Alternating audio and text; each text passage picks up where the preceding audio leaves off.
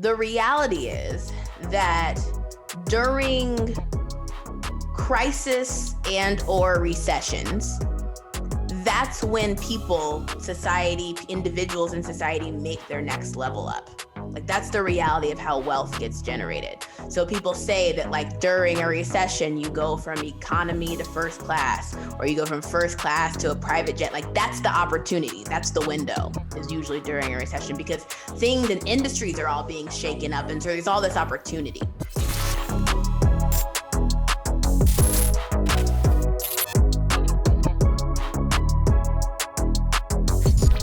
All right, so I'm going to jump right into this. And I wonder, what is your thought? Is there any excuse in 2021 for somebody who wants an app to not have an app? Oh, well, I mean, there are all kinds of excuses for people not doing stuff and launching their ideas that they have. So yes, there are excuses. There's always an excuse. But in terms of technology and like, I can't do it, it's possible now. Yeah, so much has changed over the past really like 5 years about what was possible to build. And I've gotten to really see and largely usher in this whole new wave of people building things and building their ideas, their app ideas, without having to have a computer science degree or pay $20,000 to hire a developer to build it for them. Like people can really build their products themselves now without code and using apps without code techniques. Yeah. Now, you said so much has changed over the past couple of years. What has changed that allows somebody who does not have a technical background, didn't start coding at 2.5 years old? Yes, that's right. What happened?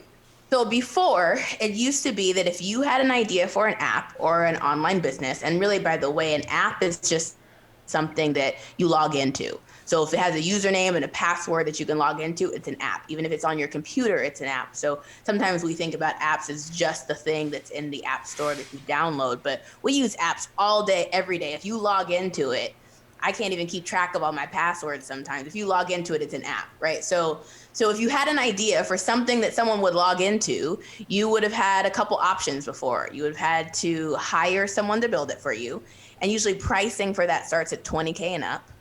Or you would have to find someone to be your tech business partner. And there's nothing wrong with that, but you want to get someone that you trust and not rush that process. And not everybody has a network so that they know a bunch of developers and coders to make an app for you.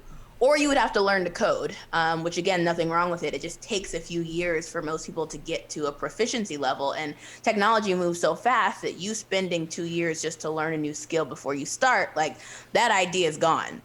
And so you used to have those options. And what changed is that the platforms, the software available to let people build apps changed. Before, you used to need to know a coding language to do it. And now you can build apps in English. So the way that works is you design the app by drag, drop, point, click. You like you're making a PowerPoint presentation. You put what you want on the page, and then you tell the app what to do in English. So like it literally says, if the user clicks the button, then log them in. And it says that in English, as opposed to you having to learn a whole nother language to tell the app what to do. So you write these logic statements, and the logic statements tell the app what to do. And that's what's changed. So there's so many people who I would imagine come to you and say, hey, I hear you saying all this stuff that sounds good, but yeah, I still have a problem opening the PDF, right? And so like what kind of person is best suited to be building an app without code? And what kind of person should still just leave it to somebody else, to go handle their thing?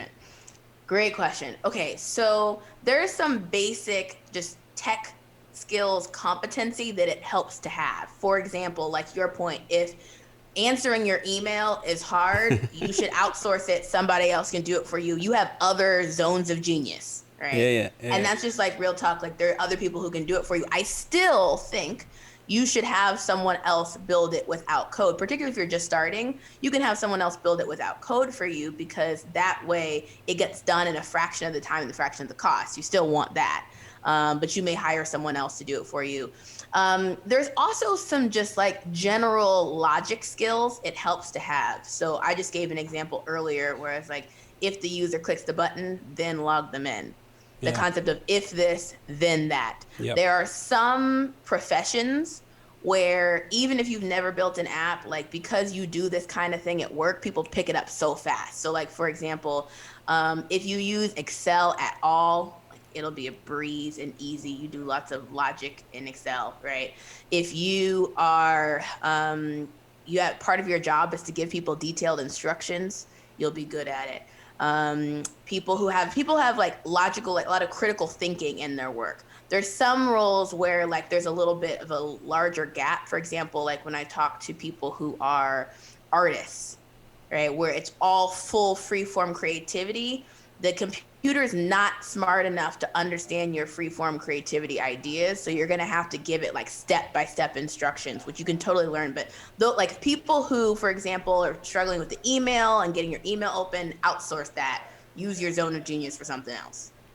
So I wonder, like, is there a certain type of app that I can build without code? Because I wonder if I wanted to make the next TikTok, could I do that Yeah. without learning how to code? Versus if I was trying to make, a spreadsheet versus, kind of app.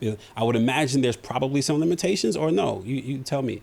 No, there are limitations. So it's probably easier for me to tell you what you can't do than to tell you what you can do because most stuff you can do now.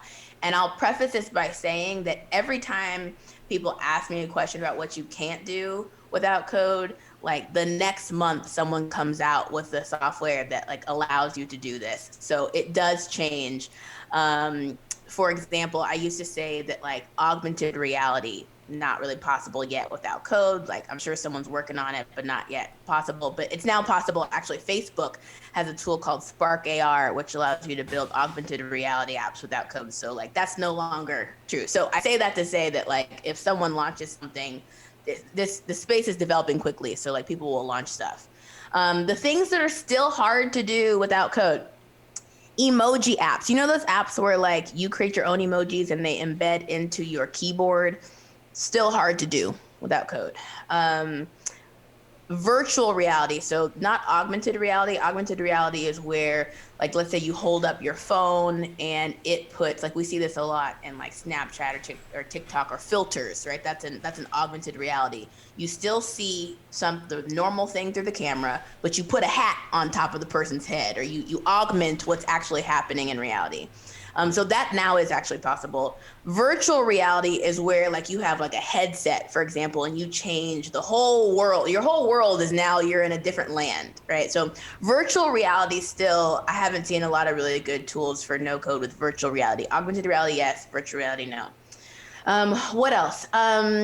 There are some limitations in like, and this kind of depends on the tool, in cryptocurrency thus far without code and really plugging into cryptocurrency platforms and doing cryptocurrency deals and transactions and letting people pay in cryptocurrency.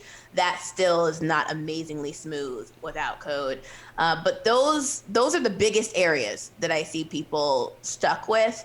And there used to be other areas, and then someone came out with a tool. So like things you can do. And actually we have like a couple common structures that we find most people's app ideas fall into.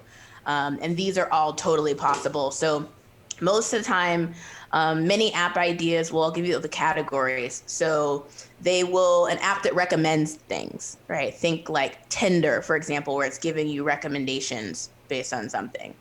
An app that gives you like a community. So think like Facebook, think TikTok, think Instagram, like a community based app, really good for building without code.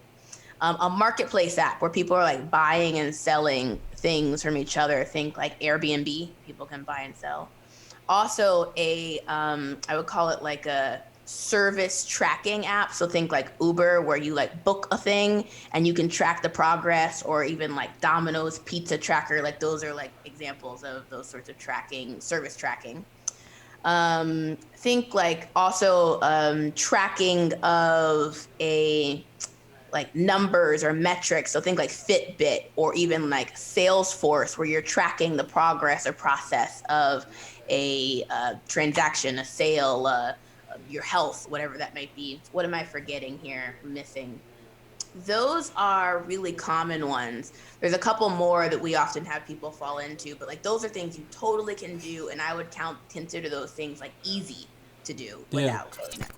Yeah. At what point do you think we will get to the place where we don't feel like we have to tell our kids and our young people go learn the code because no code has gotten so sophisticated where you Yeah. don't have to go get the engineering situation? Are we still like a decade out, 2 decades, or are we a couple years out, or will that always be that you I still? don't know that we should be doing that, period. Like, there is a movement where it's like, everybody go learn to code. Like, I recognize that, particularly for folks of color. We're like, oh, look, that's where the money job is. Everybody should go learn to code.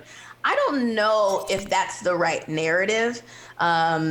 In the same way that I don't know it's the right narrative that, like, when we say everybody should go be a doctor, right? That's where the money is. I think when we do that, particularly as people of color, we end up being like behind the curve, because by the time the generation, whoever is giving that recommendation, realizes that that's where the money is, the next generation, like, the money is moved to a Yeah. different kind of place. So while I don't think it's a bad thing to be a developer, to be clear, I think we really want to teach people how to be, and our people particularly, how to be good problem solvers. The concept of thinking like an engineer, that part is useful regardless of what you do. And when I say thinking like an engineer, I really mean, in this scenario, like, there is a sequence of events that need to happen, and there's a logic behind those sequence of events. And if you want to go be a lawyer and use that knowledge, if you want to go be a developer and use that knowledge, if you want to go be an artist and use that knowledge, that's still relevant. So I'm not a huge backer of like this whole everybody should code movement in the first place. I think that the distinction, though, to directly answer your question, is depending on if you're trying to get a job in tech or you're trying to do entrepreneurship in tech.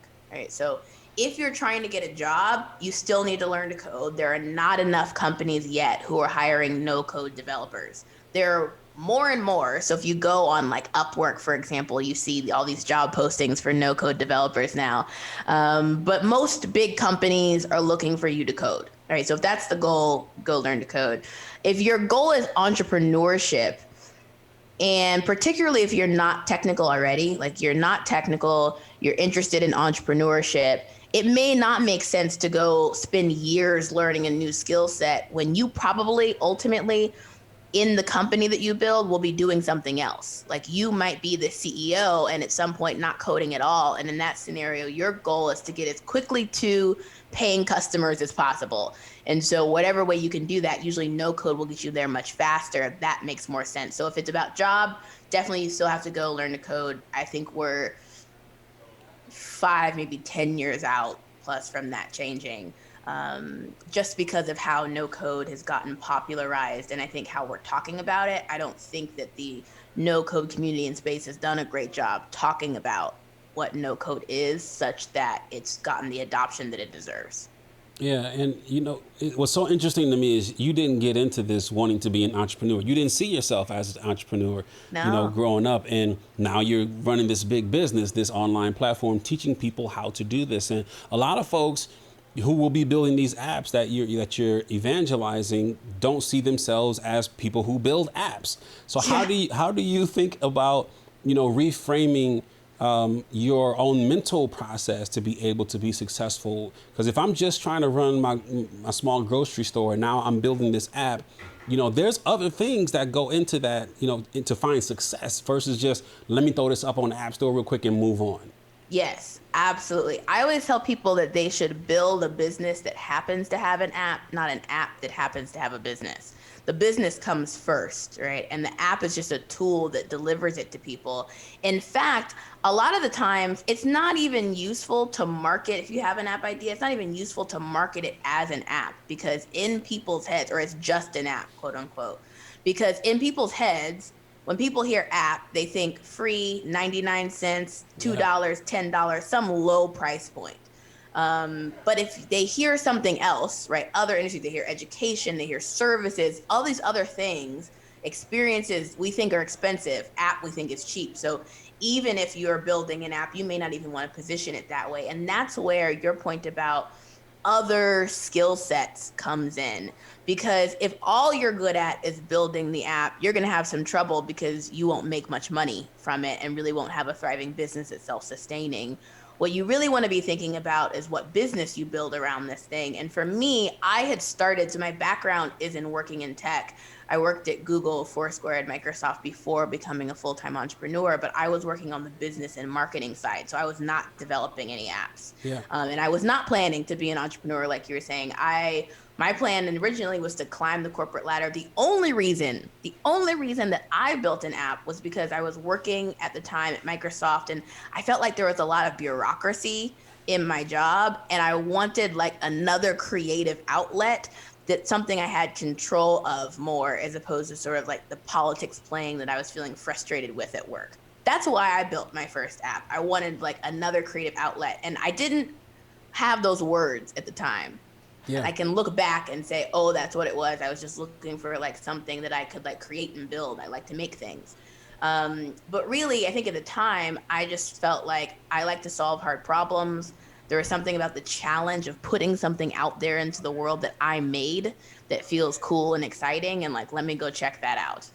That's probably closer to the words that I had at the time. And so I think that I did not think of myself as an entrepreneur. I don't think it's that important that when you start, you think of yourself as this hotshot entrepreneur.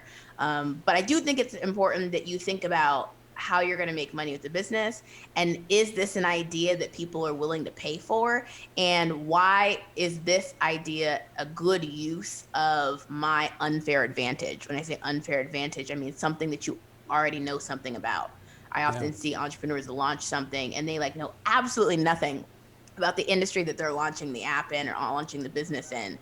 It's not a bad thing to do. It just means you're not leveraging your unfair advantage, which is something you already know something about. So those are all the like business skills and things that surround the app that many people who are non-technical, they already sort of have as their common sense and are refining even more. Those are the things that really make a big difference, at least for me, have made a really big difference in my business success. The app building piece has been just an extra thing that has enabled me to have reach and be able to enter tech in a different way.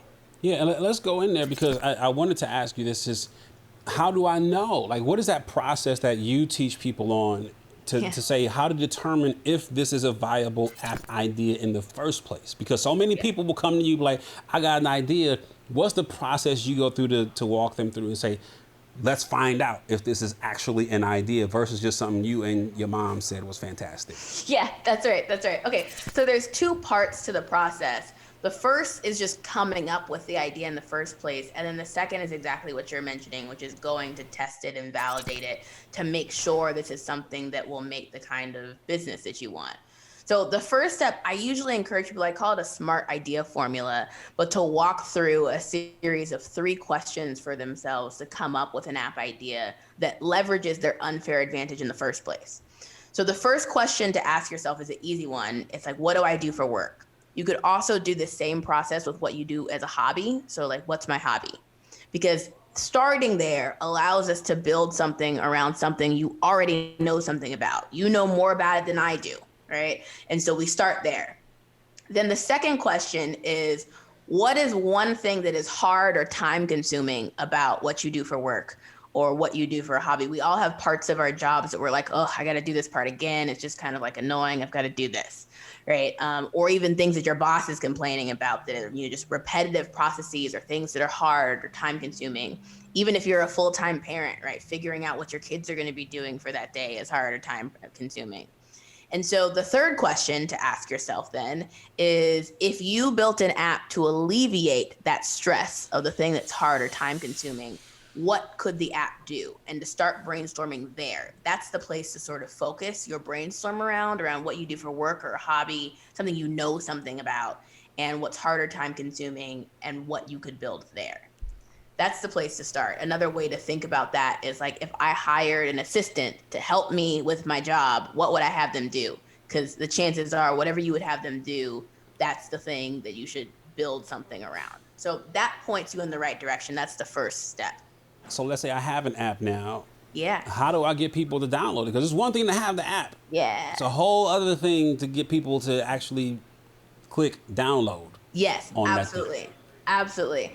So I think that there are a couple different really good ways to get word out about your app. One of the things that we do actually In our boot camp program is we teach people different ways to find folks in communities of people on social media. So that could be like Facebook groups, that could be on LinkedIn. People are all over the place self-identifying themselves on Twitter of different things that they're posting about. And so we show a lot of our students how to get those first customers by reaching out in some of those places. But you want to find where the hubs of your customers are, which means that you first have to get really specific about who the heck they are. So if you're like, oh, my app is for everyone, it's like, that's one of the like number one rookie things that I hear people say, like, oh, it's for everybody. You really want to be specific, because when you're specific, you can go find those groups of people. I guarantee you there's a Facebook group for that. I guarantee you there's a meetup.com group for that. I guarantee you there's a bunch of people posting on Twitter about that. And so those are some really good places to find people. You should not assume that if you put your app in the App Store, people will find you.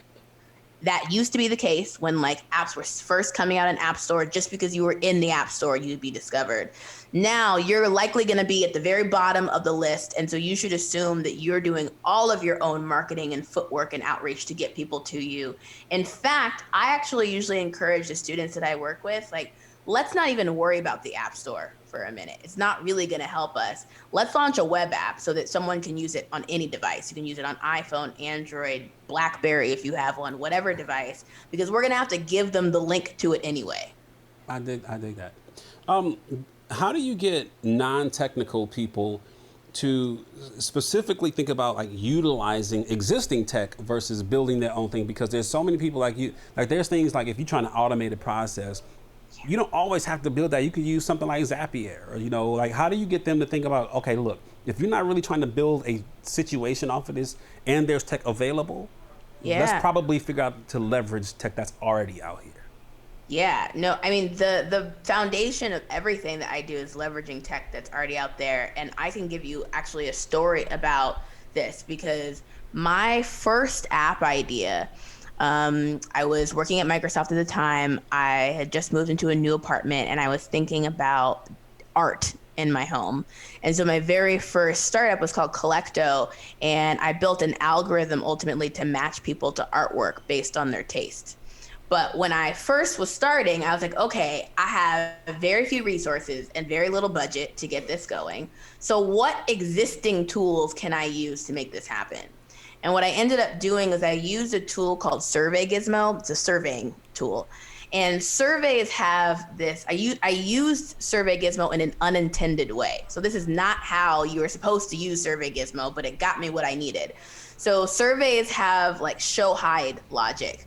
So an example of this is like, it'll ask you, there's a survey and it'll say, what's your favorite color? And it's multiple choice and you say purple. And then it'll ask you a follow-up question. The next question is referencing your answer. So it'll say, great, why do you like purple? Yeah, yeah. And what it's doing is it's showing you the purple question and it's purple follow-up question, and it's hiding the blue follow-up question. That's right. That's what it's doing. It's showing and hiding the right thing. So what I did was I used that technology, that show and hide component in the survey, to fill in a bunch of pieces of art into the survey. So each survey question was like a piece of art, and essentially like, do you like this? Yes or no. And if people said that they liked photography, I would show all the photography and hide everything else. Yeah. Or if they liked paintings that were abstract expressionists with a budget of under $500, I would show that and hide everything else. So it was automatically doing the show and hide logic. And that was the very first version of the product. It was like not an actual app. It was like a survey that I built. People actually thought it was an app. People would respond and be like, oh my gosh, your app is so cool. And that first version of the product that I built made me my first $35,000 in revenue. And it also got me a $100,000 investment from 500 Startups, which is a top tech accelerator in Silicon Valley. Like, I remember my interview for 500 Startups where we got to the part where we were talking about the tech, because at that point I still was using that survey tool to make my first money. We moved on to more sophisticated no-code tools after that. But I remember the part of the interview where they asked me, you have a technical co-founder, like who's developing this? How's that part going? And I was like, okay, all right, I've got to explain this. And I was kind of nervous about it because at the time, even more so than now, it was like, you have to have a tech co-founder. Yeah. You have to have a CTO. And that was the culture. And so I explained to them how I used a survey and how we'd use existing off-the-shelf tools, things that already existed to build the product. And then I quickly pivoted it to, and here's the revenue that we've made thus far, and here's all our excited customers, right? And I remember that the partners who were in the interview, they looked at each other and they nodded, because what was clear was that this person was going to figure this out no matter what. Like, we can help her with the other stuff, but like, she's got grit and she's going to use the tools that already are out there to figure it out. I think it actually works to my advantage. And that was the beginning of me looking at no-code tools. I eventually wanted to get more sophisticated and found other tools. At the time, I used a tool called Bubble to build the next version of the product. But that was how I started. I used existing tools that were already out there to get my first version built. It's particularly, and I've asked almost everybody on the podcast this question because it's so important to me, is particularly in this moment, this COVID, hopefully end of COVID moment, this, social unrest moment where we're trying to figure out, our new social discourse and new way of dealing with each other. How important is this moment for Black entrepreneurs who are looking for, opportunities to scale their business and looking for opportunities to do business better? How important is it that they don't miss out on the opportunity right now to be able to do their thing? Oh, man. I mean, so the reality is that during crisis and or recessions, that's when people, society, individuals in society make their next level up. Like, that's the reality of how wealth gets generated. So people say that, like, during a recession, you go from economy to first class, or you go from first class to a private jet. Like, that's the opportunity. That's the window, is usually during a recession, because things and industries are all being shaken up. And so there's all this opportunity, right? And so, yes, you will not meet the opportunity at every recession and every crisis to make that jump, but there are huge opportunities there. And so particularly for folks of color, for Black folks, like, we need to make those jumps, right? We need to be thinking about those opportunities and making the most out of those time periods. So I would say, even though we're sort of at the, hopefully, end of this period, we're still in it. And this is not the time to be like, you know what, like, I'm going to play it safe. Like, I'm just really not going to launch that thing that I've been thinking of. Like, this is the time for the risk. It feels the opposite. That's the tricky part about it. It feels like the time to be like, you know what, let me not take risks right now. A lot's going crazy in the world. No, this is the time where actually people are making these seismic shifts in their own income, wealth, class. And so this is the time. This is the moment right now for us to be like, you know what, I'm going to take a stab at that idea.